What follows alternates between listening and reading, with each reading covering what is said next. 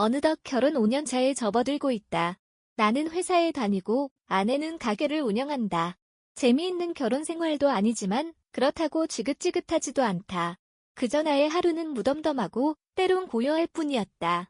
그러던 어느 날 결혼 전 사랑했던 그녀에게 연락이 왔다. 우리는 한때 서로의 미래를 이야기하며 만났고 1년 남짓 뜨겁게 사랑하다가 헤어졌다.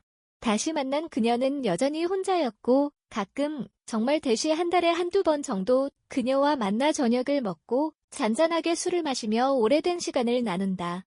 회사 일로 지친 하루의 끝에서 종로에 붐비는 거리 속에서 그녀를 만나는 건 마치 현실에서 살짝 벗어난 작은 도피 같았다. 그녀는 연신내에 살고 나는 종로에서 일하지만 우리는 늘 종로에서 만난다. 이유는 대시 내게 익숙한 거리였고 또한 사람들 사이에 숨은 듯 나만의 작은 비밀 공간처럼 느껴졌기 때문이다. 오늘은 인사동에서 그녀와 약속을 잡았다. 나는 먼저 도착해 작은 주점 구석자리에 자리를 잡고 담배에 불을 붙이며 그녀를 기다리고 있었다. 그 순간 익숙한 그림자가 문 너머로 다가왔다. 그녀는 환한 미소로 손을 흔들며 마치 어제도 만났던 사람처럼 자연스럽게 내게 다가왔다. 많이 기다렸어? 아니, 나도 방금 왔어. 그녀와의 대화는 오랜 공백이 무색할 정도로 편안했고 시간을 거슬러 다시 돌아간 기분마저 들었다. 우리는 소주 한 병과 간단한 안주를 시켰다. 그녀는 여전히 술을 거의 못 마셨지만 조용히 잔을 들어주는 손끝에는 그녀만의 섬세함과 따뜻함이 묻어났다. 그녀의 눈빛은 여전히 부드럽고 말끝마다 담긴 작은 숨결은 오래된 기억을 천천히 깨워냈다.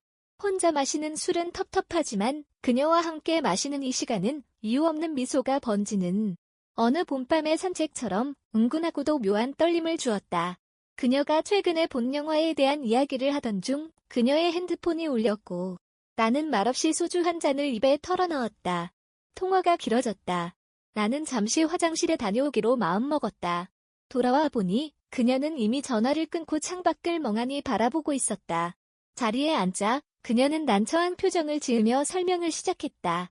전에 직장에서 같이 일했던 언니가 근처에 있는데 우리가 인사동에 있다는 말을 듣고 혹시 괜찮으면 잠시 들러도 되겠냐고 했다는 것이다. 솔직히 그녀와의 관계가 그리 떳떳하지 않기에 순간 망설여졌지만 그녀는 내가 전 직장 동료라고 소개하면 된다고 말하며 웃었다. 나도 마지못해 고개를 끄덕였다. 우리는 주점을 나와 근처에 있는 바로 자리를 옮겼다. 가는 길에 그녀는 그 언니 작년에 이혼했는데 사람은 참 좋아라며 괜히 부담 갖지 말라고 덧붙였다.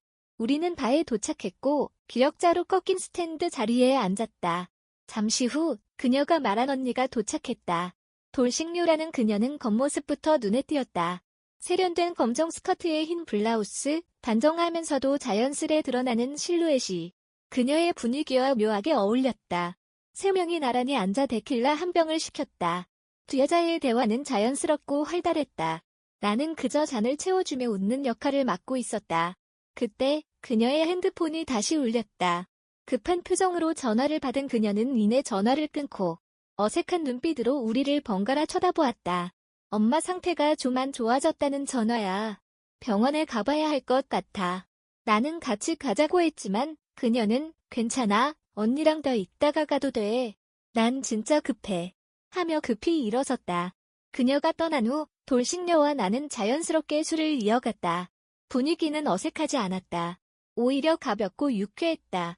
나는 장난스레 그녀의 스타일을 칭찬했고 그녀는 웃으며 이혼녀 같지 않죠? 하고 되묻는다. 서로의 잔이 비워질수록 대화는 조금씩 경계를 풀기 시작했다. 가벼운 농담에 웃음이 섞이고 말끝엔 묘한 여운이 남았다. 나는 유부남이라는 사실을 조심스레 털어놓았다. 그녀는 그저 조용히 고개를 끄덕이며 잔을 부딪혔다. 인생이란 게 꼭 정답만 있는 건 아니잖아요.